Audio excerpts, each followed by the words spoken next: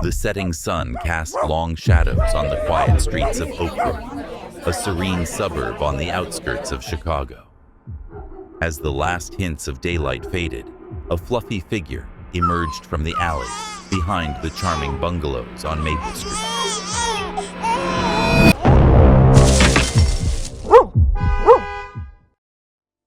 Rusty, an elderly mixed-breed golden retriever with a graying muzzle and deep brown eyes, moved slowly along the sidewalk, his worn paws moving with the calm attention of a dog who had lived a long life.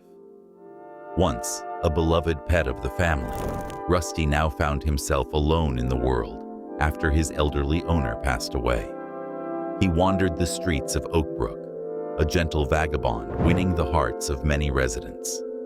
Despite numerous attempts to bring him to a shelter, Rusty always managed to escape capture, preferring the freedom of the outdoors to the confines of a kennel.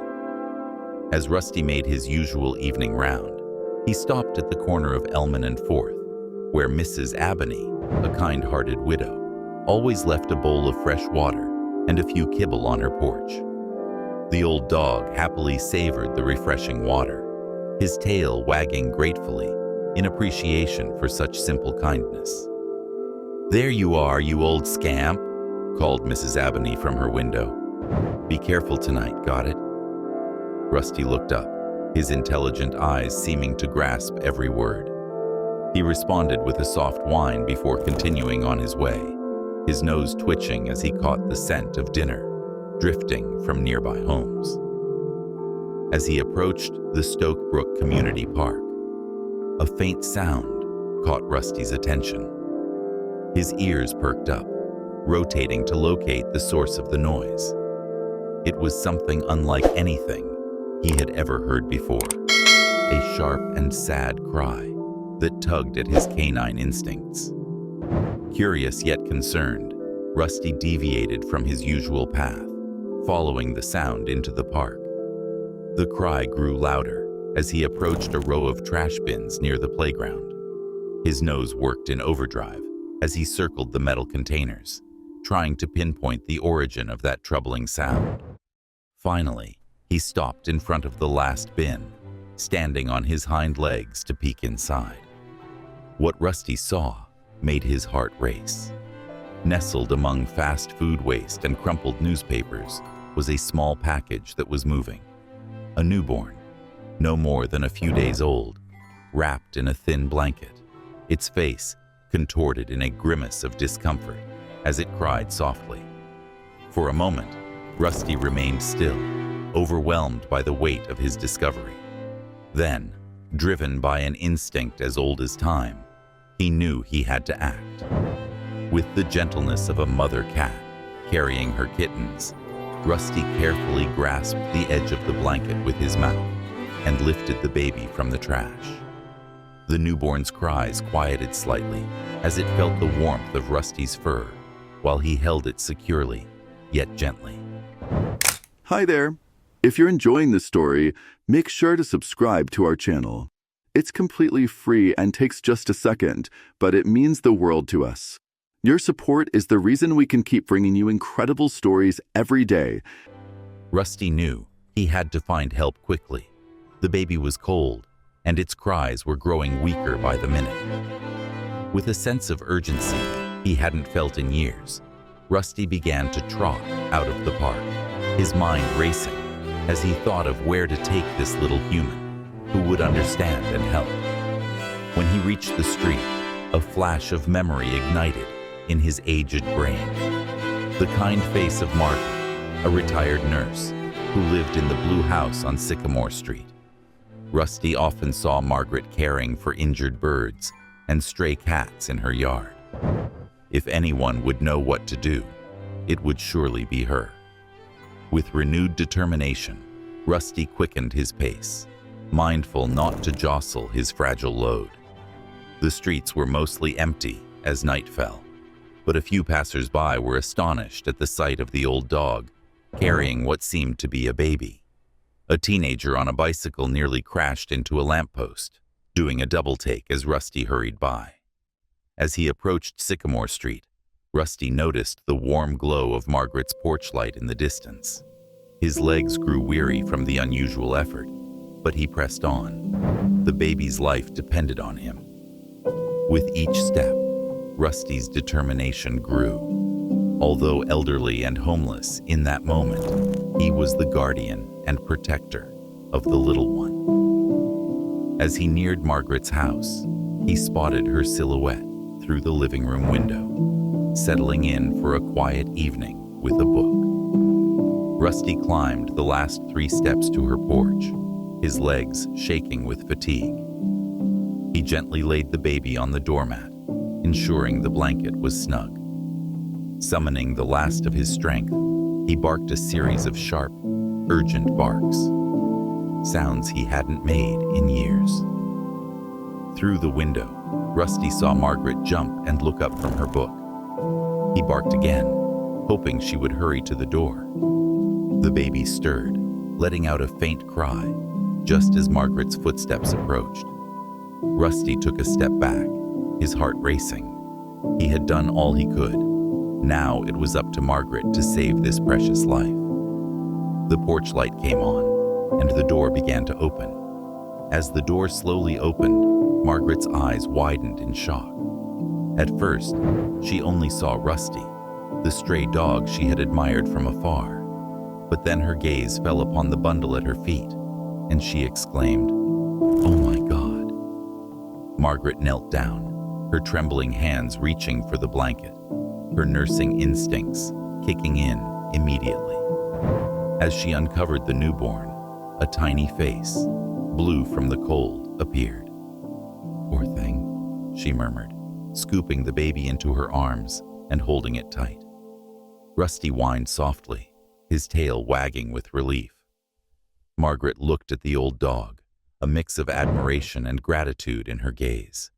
"Good boy," she said, her voice heavy with emotion.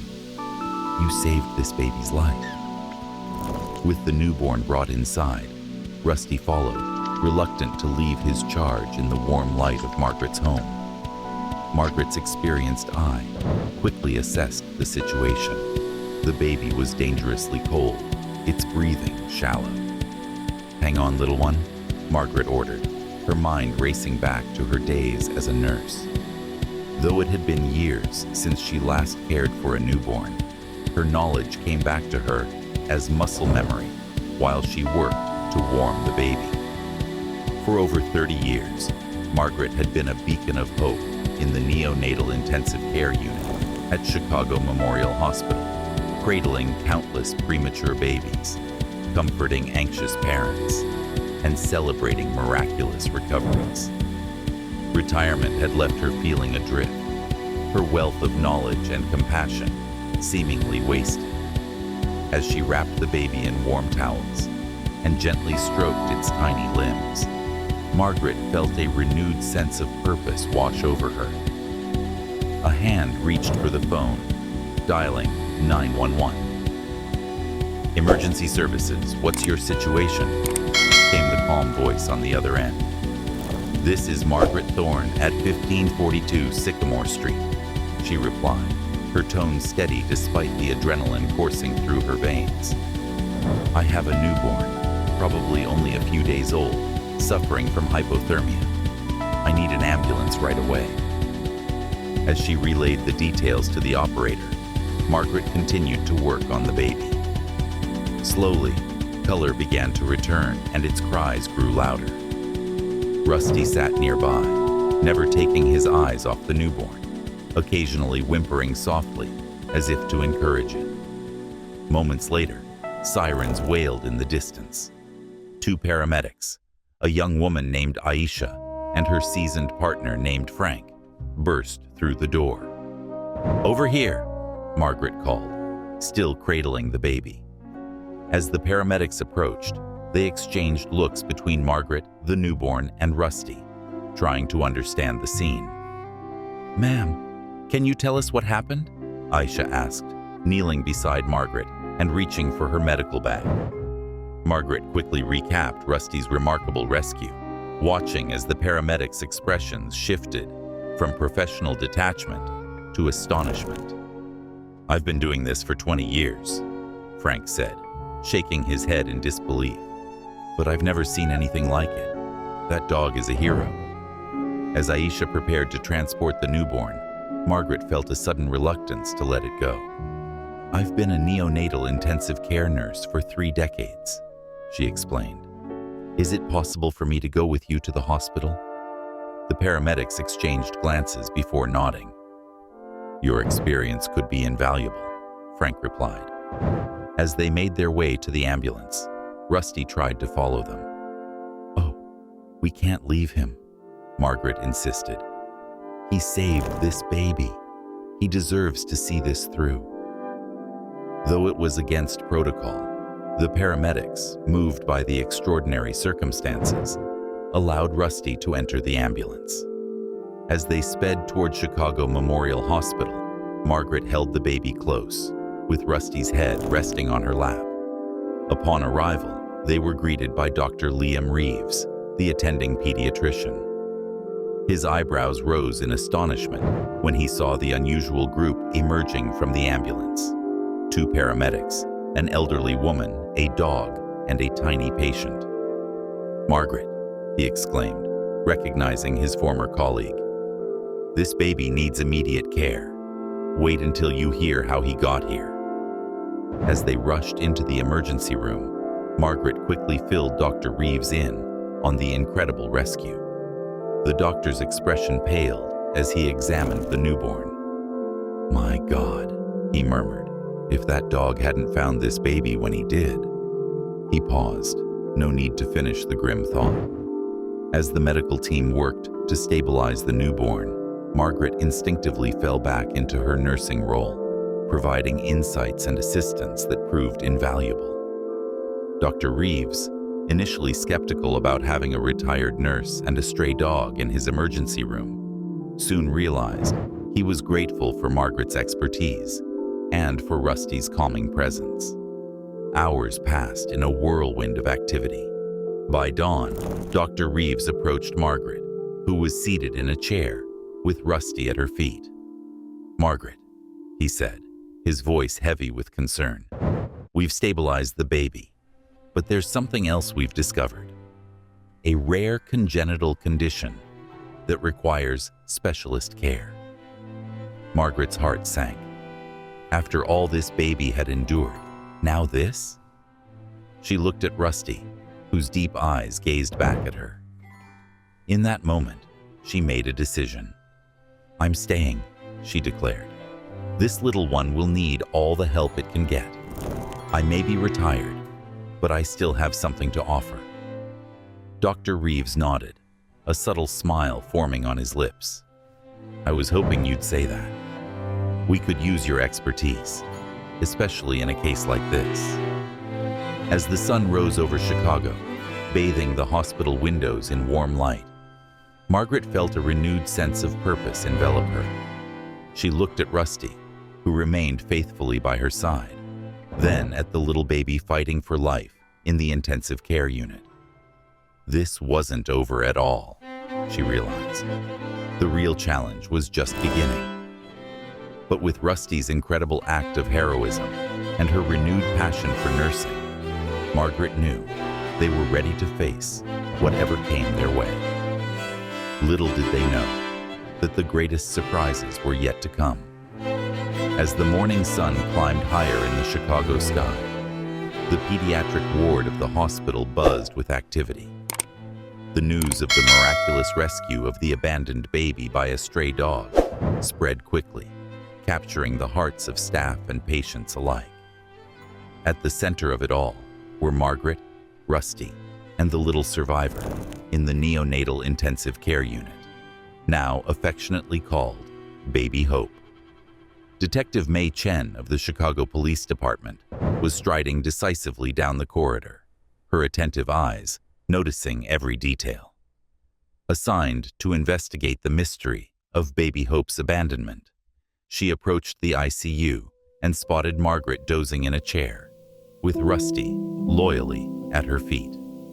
"Miss Thorne," the detective said gently, waking Margaret from her light sleep. Margaret blinked rapidly, trying to orient herself. "Oh, detective, any news?" Chen shook her head. "Not yet, I'm afraid, but I wanted to give you an update on our progress and ask you a few more questions." During their conversation, Chen was touched by Margaret's dedication and Rusty's constant presence. It was clear that this extraordinary pair had formed a strong bond with baby Hope. "We've issued alerts and are reviewing surveillance footage from the park," Detective Chen explained. "But I have to warn you, cases like these are often difficult to solve." Margaret nodded gravely, absent-mindedly stroking Rusty's head. "I understand, but we cannot give up. This little one deserves to know where she came from." Their discussion was interrupted by a commotion in the hallway. A serious-looking man in a suit was arguing with a nurse, his voice booming. "I don't care about your policies. That dog is a stray and a potential health hazard. He has to be taken away and brought to a shelter immediately." Margaret's face drained of color with anger as she rose. "Excuse me, detective," she exclaimed, marching toward the confrontation with Rusty behind her. As she drew closer, she recognized the man as Gerald Hawkins, the head of the local animal control department, someone she had discussed with previously while advocating for neighborhood strays. "Mr. Hawkins," Margaret interrupted, her voice firm. "Rusty is not just a stray. He's a hero who saved a baby's life. He has every right to be here." Hawkins narrowed his eyes. "Ms. Thorne, I had a feeling you would be involved. Hero or not, rules are rules. That dog has to come with me." Dr. Reeves, drawn by the commotion, joined them. "What's the problem here?" he asked. As the situation was explained, Dr. Reeves seemed thoughtful. "Mr. Hawkins, I understand your concerns, but Rusty's presence has been incredibly beneficial for baby Hope." He paused as an idea took shape. "What if we officially registered Rusty as a therapy dog in training?" Margaret's eyes lit up at the thought, but Hawkins remained skeptical. "It doesn't work like that. There are procedures, certifications, which we're willing to expedite," Dr. Reeves countered. "Given the extraordinary situation, I'm sure we can come to an agreement. In the meantime, I'll take personal responsibility for Rusty's presence here." Hawkins was clearly unhappy, but unable to contest the doctor's authority. "Fine," he relented, "but I'll be keeping an eye on this situation." With one last glance at Rusty, he left. As the tension eased, Margaret turned to Dr. Reeves with gratitude. "Thank you, Liam. I don't know what we would do if Rusty had to leave." Dr. Reeves smiled, but maintained a serious expression. "It's the least I could do. But Margaret, we need to discuss the condition of baby Hope. It's more complicated than we initially thought." Inside the neonatal intensive care unit, Dr. Reeves pulled up the latest analyses of baby Hope on a monitor. The condition is called tetralogy of Fallot with pulmonary atresia. It is a complex congenital heart defect that will require specialized intervention. Margaret breathed heavily. Her years of experience made her acutely aware of the severity of the situation.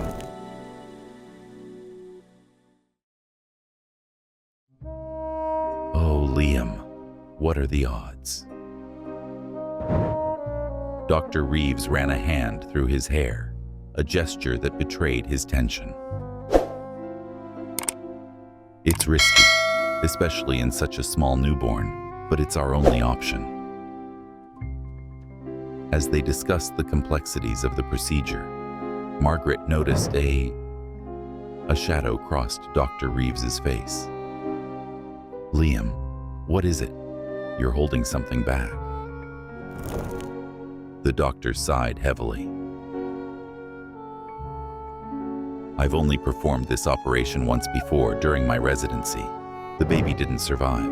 Since then, I've avoided pediatric cardiology." Margaret stepped closer, squeezing his arm in support.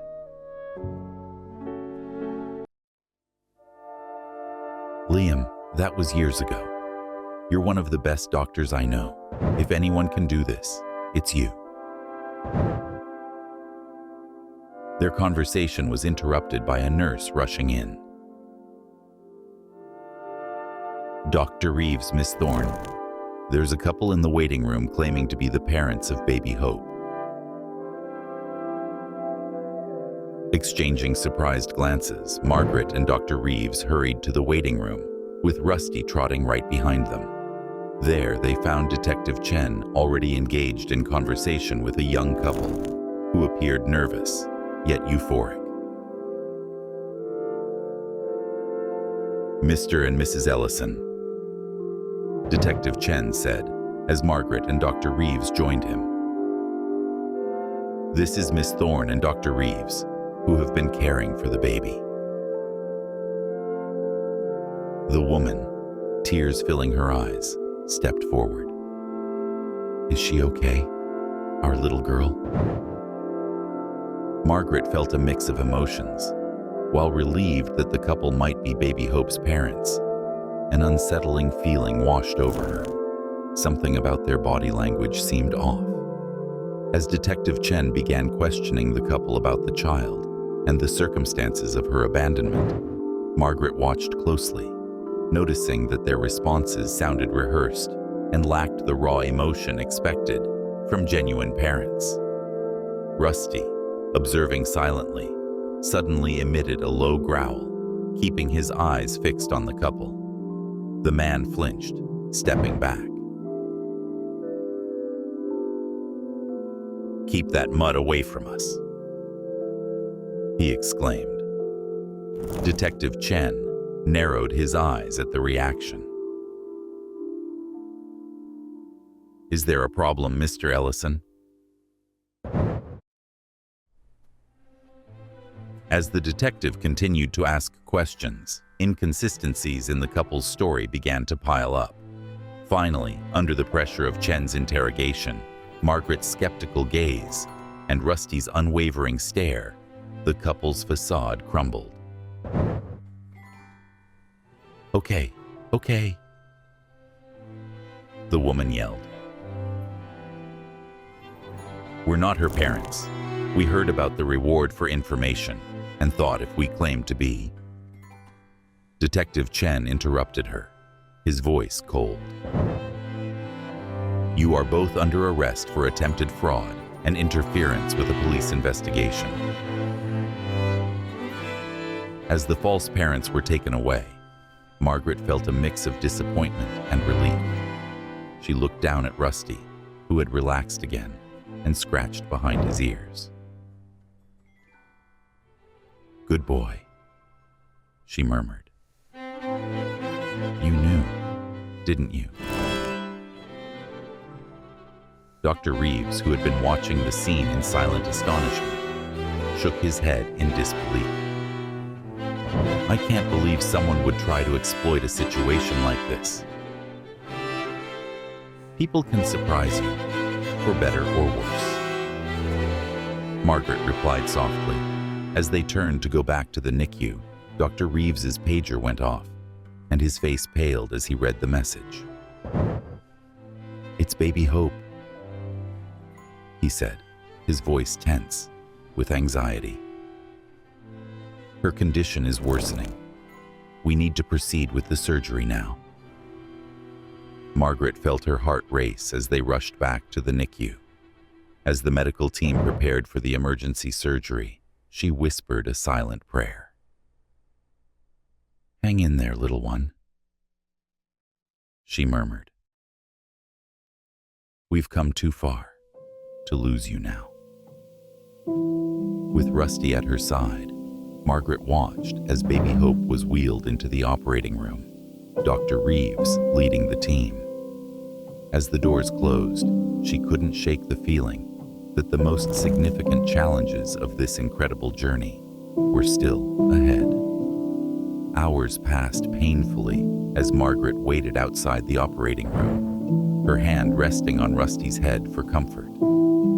The The old dog hadn't moved an inch since baby Hope had gone into surgery. His brown eyes remained fixed on the door, as if willing it to open. Nurses and doctors rushed in and out, their faces masks of concentration. Each time the door opened, Margaret's heart skipped, hoping for news. But it wasn't until the sky darkened to a deep indigo that Dr. Reeves finally emerged, his surgical cap in hand and fatigue etched across his features. "Margaret," he said, his voice barely a whisper. Margaret stood up, her legs trembling after hours of waiting. "Liam?" she asked, fear creeping into her voice. He looked up, and for a moment, Margaret's heart stopped. Then slowly, a smile spread across his face. She made it. Margaret, she was touch and go for a while, but she made it. She's a fighter. The relief that flooded Margaret was so intense, she had to sit down again. Sensing the mood shift, Rusty let out a soft, joyful bark. "There's something else," Dr. Reeves continued, his tone turning serious. "Detective Chen is here. They found the mother." As if on cue, Detective Chen appeared, accompanied by a young girl no older than 16. The girl's eyes were red from tears as she nervously twisted her hands. "Miss Thorne," Detective Chen said gently. "This is Zoe Matthews, baby Hope's mother." Zoe looked up, her eyes filled with a mixture of fear and desperate hope.